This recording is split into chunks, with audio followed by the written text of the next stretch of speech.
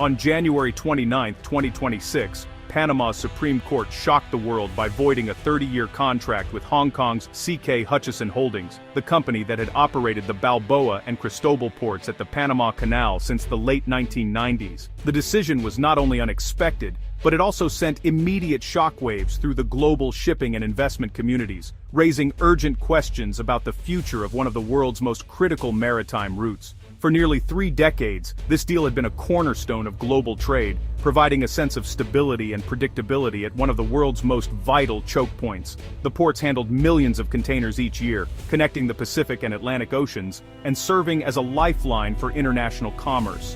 Businesses, governments, and shipping companies all relied on the smooth functioning of the canal to keep goods moving efficiently across continents.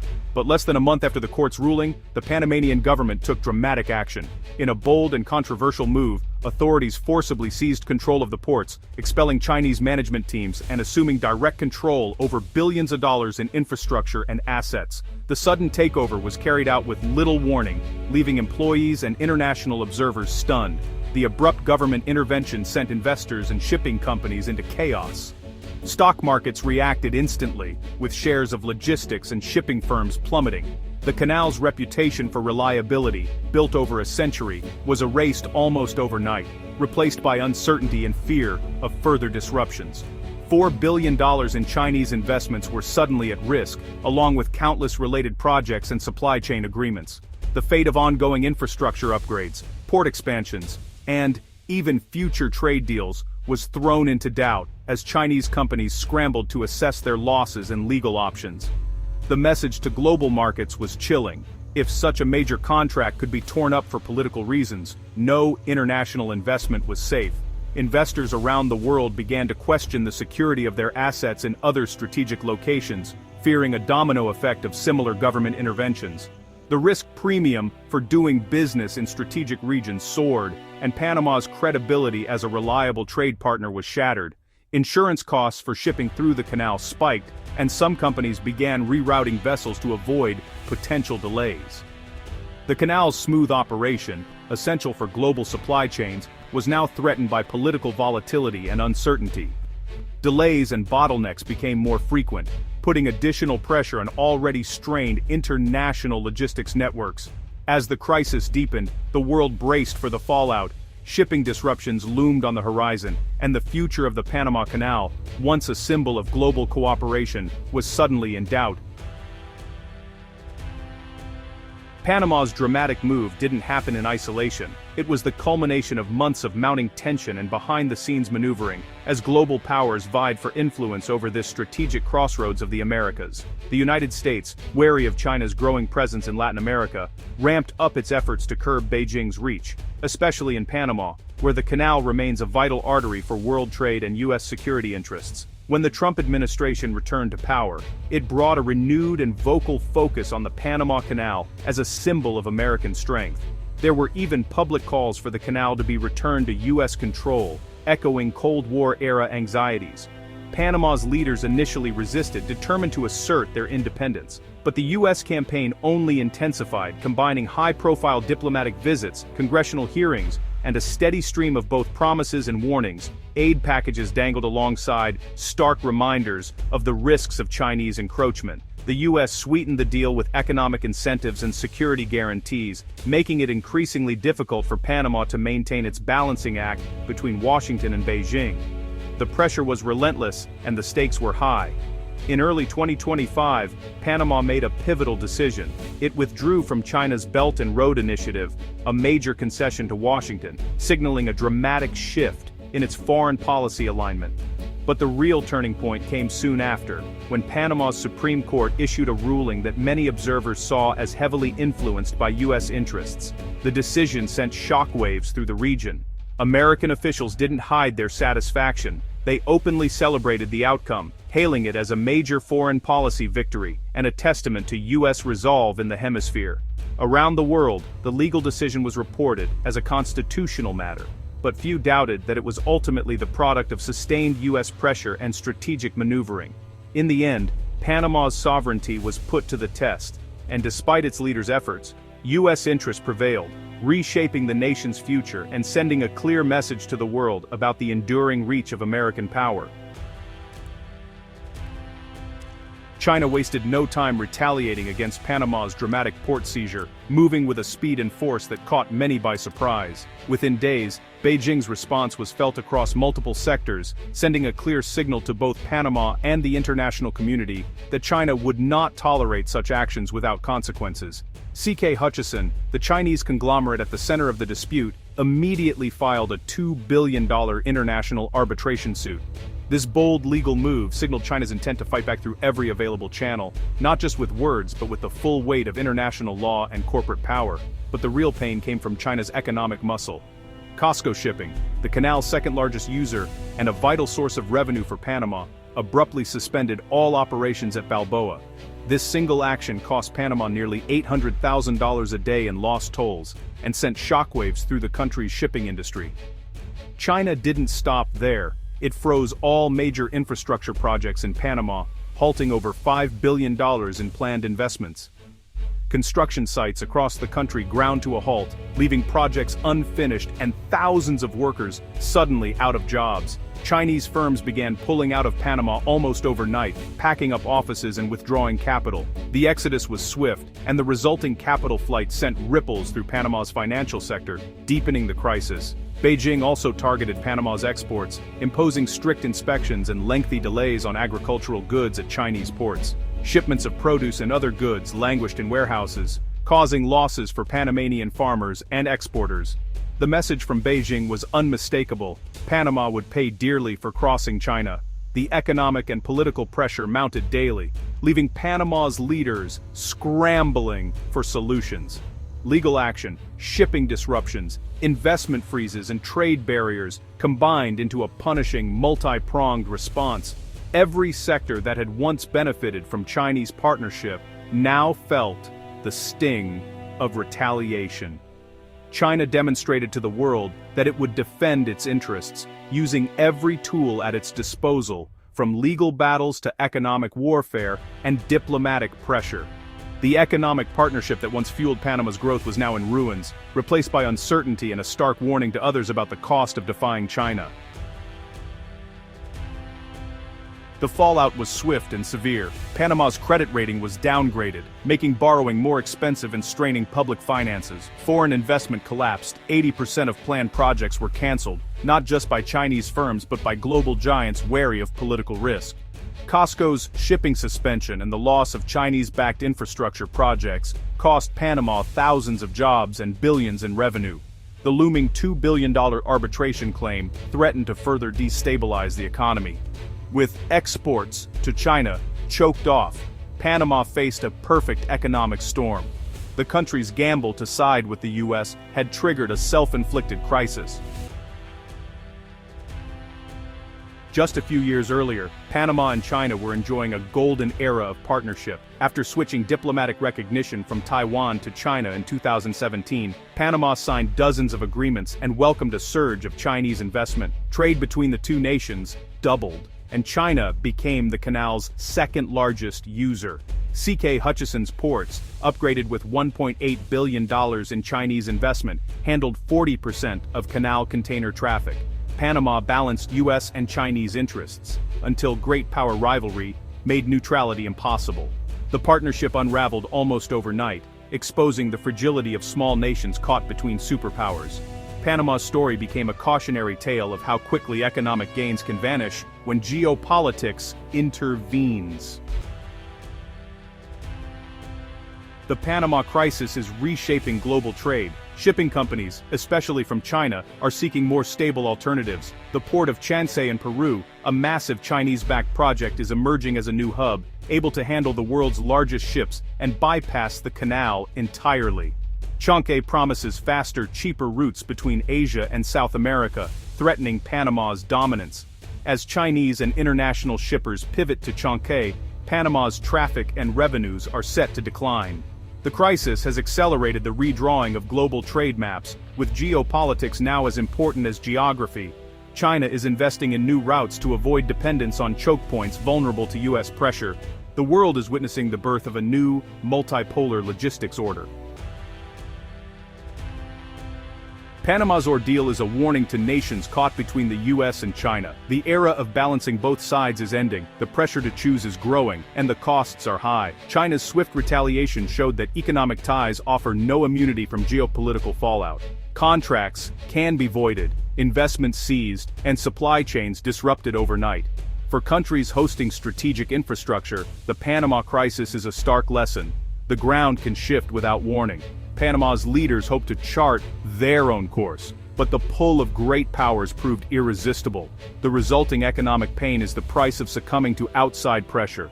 In today's world, there are no easy choices, only hard lessons for those caught in the crossfire.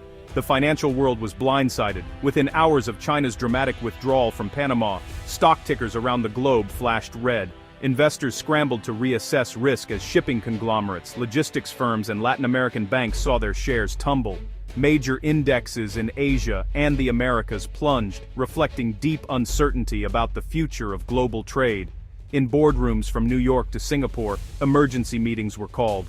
Analysts warned of ripple effects as insurance costs for shipping through the Panama Canal soared and supply chain disruptions loomed. Even sectors seemingly far removed from the crisis, like tech and manufacturing, felt the aftershocks, as investors braced for a prolonged period of volatility. Safe havens like gold and U.S. Treasury bonds surged in value, while emerging market currencies took a beating. Hedge funds rushed to reposition, betting on new winners and losers in a rapidly shifting landscape. The message was clear. In an interconnected world, a single geopolitical rupture can send shockwaves through the entire financial system. As the dust settled, it became obvious. Panama's crisis was not just a local story, but a global reckoning for markets everywhere. While headlines scream about the $4 billion in jeopardy after China's pullout from Panama, a closer look reveals just how deeply these losses cut. And who stands to lose the most?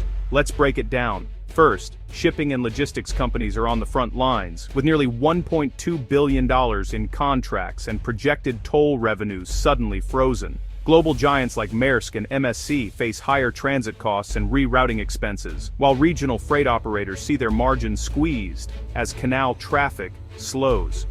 Next, Panama's own government and canal authority have $900 million at stake between lost lease payments, deferred infrastructure upgrades, and plunging tax revenues.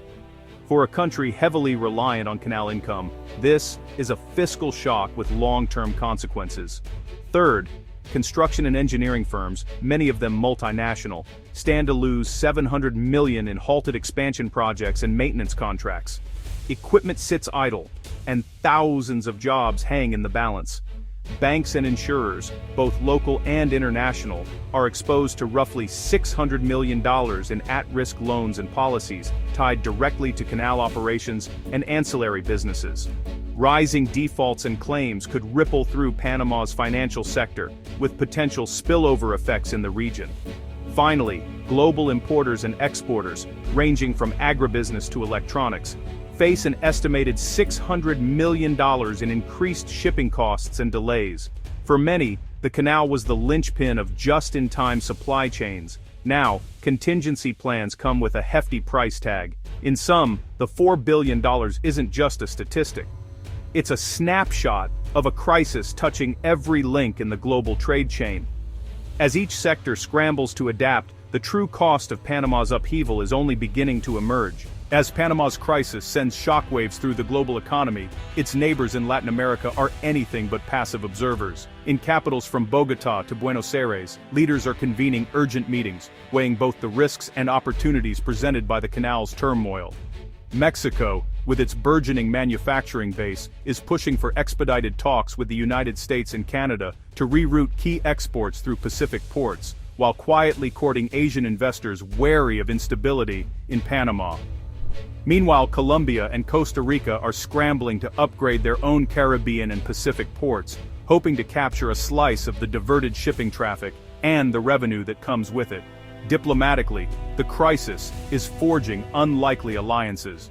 Brazil and Chile, two of South America's largest economies, have launched a joint task force to coordinate regional logistics and share intelligence on shifting trade patterns. At the same time, the Organization of American States is calling for an emergency summit, urging calm and cooperation amid rising tensions. But there's also concern. Many countries fear that Panama's economic freefall could trigger a domino effect, undermining investor confidence across the region. Some governments are reaching out to both Washington and Beijing, seeking assurances and new trade guarantees to insulate their economies from further shocks. In the midst of uncertainty, one thing is clear. Panama's crisis is no longer just a national issue, it's a regional challenge, and Latin America is moving quickly, both on the diplomatic stage and behind the scenes, to shape what happens next. As Panama's crisis deepens, the effects ripple far beyond Latin America, reverberating through the arteries of global commerce. For the shipping industry, the sudden upheaval is nothing short of seismic. Container ships, once gliding seamlessly through the Panama Canal, are now forced to chart new courses. Major shipping companies scramble to reroute vessels around the southern tip of South America, a detour that adds thousands of miles and weeks to every journey. The result? Crowded ports in Chile and Argentina, backlogs at the Suez Canal, and a sharp uptick in demand for overland rail and trucking across North America. With fewer ships able to make the journey in the same amount of time, shipping delays are mounting. Essential goods, from electronics to food staples, now face unpredictable delivery schedules. Retailers and manufacturers, already grappling with thin inventories, are bracing for empty shelves and production slowdowns. But the most immediate impact is felt in shipping costs. Freight rates are soaring, with some routes seeing price spikes of up to 300%. Insurance premiums climb as insurers factor in the risks of piracy, weather, and political instability on longer, less familiar routes. Small and mid-sized exporters, unable to absorb these new expenses, are squeezed out of key markets. Industry analysts warn that the longer the disruption lasts, the more likely it is to trigger a cascade of price hikes for consumers worldwide. From the shelves of supermarkets in Europe to auto plants in Asia, the aftershocks of Panama's crisis are being felt in every corner of the global economy. For now, the shipping industry is navigating uncharted waters, testing the limits of flexibility, resilience, and innovation in a world where the old trade routes no longer apply. As the shockwaves from Panama's crisis continue to reverberate, a deeper contest unfolds on the world stage, the intensifying rivalry between the United States and China. What began as a regional dispute over control of the canal has rapidly become a new flashpoint in their ongoing struggle for global influence. Geopolitical analysts warn that Panama's actions, backed by U.S. diplomatic pressure, have been interpreted in Beijing as a direct challenge to China's maritime ambitions. In response, China has ramped up its presence in neighboring Latin American nations, investing billions in alternative ports and infrastructure projects. American officials, meanwhile, tout their support for Panama as a necessary defense of free navigation and the rules-based order. The rhetoric on both sides is heating up. Chinese state media accuses Washington of weaponizing economic leverage, while U.S. policymakers point to China's retaliatory trade measures as evidence of its coercive tactics. In exclusive interviews, experts describe Panama's crisis as a test case for the next era of great power competition, where infrastructure, trade, and even logistics routes can become battlegrounds for influence. Yet some analysts caution that both superpowers risk overplaying their hands. The fallout from Panama is already straining alliances, forcing smaller nations to choose sides or seek new partners altogether. As the US and China dig in, the world watches anxiously, wondering if this standoff will mark the beginning of a new, more volatile chapter in international relations. For now, Panama's crisis is more than an economic shock. It's a warning. The global order that once kept trade flowing smoothly is under strain, and the outcome of this superpower standoff could shape the future of commerce and diplomacy for years to come. As the dust settles from China's dramatic withdrawal, the future of the Panama Canal hangs in the balance. Once a symbol of seamless global trade, the canal now faces its greatest test in a century.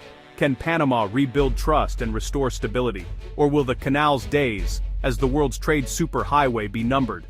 Industry insiders warn that the loss of Chinese investment leaves a massive funding gap for much-needed upgrades and maintenance.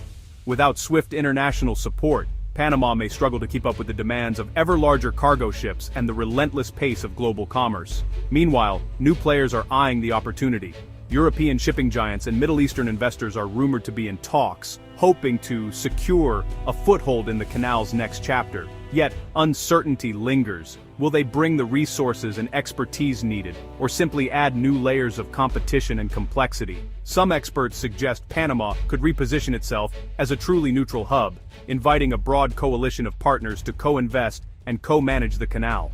Others fear that ongoing political tensions will make such cooperation impossible, turning the canal into a perennial flashpoint rather than a bridge between continents. For global trade, the stakes couldn't be higher. Alternative routes, like the Suez Canal, Arctic passages and overland railways, are seeing renewed interest, but none can match Panama's unique position. The world will be watching closely as Panama navigates these uncharted waters, searching for a path to a stable, prosperous, and inclusive future. The next chapter of the Panama Canal is unwritten. Its fate will depend on the choices made not just in Panama City, but in boardrooms and foreign ministries around the world. One thing is clear: the canal's role as a linchpin of global trade is no longer guaranteed, and its transformation will shape the economic landscape for decades to come.